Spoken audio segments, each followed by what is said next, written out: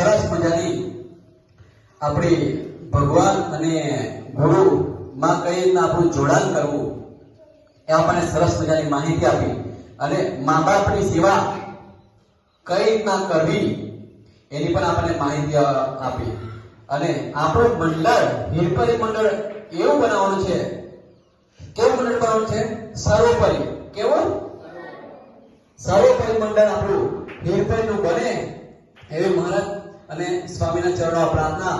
શ્રી સ્વામિનારાયણ ભગવાનની, અક્ષર પુરુષોત્તમ મહારાજની, ગુણાતીતાનંદ સ્વામી મહારાજની, ભરતજી મહારાજની, શાસ્ત્રીજી મહારાજની, યોગીજી મહારાજની, પ્રમુખ સ્વામી મહારાજની, મહાન સ્વામી મહારાજની.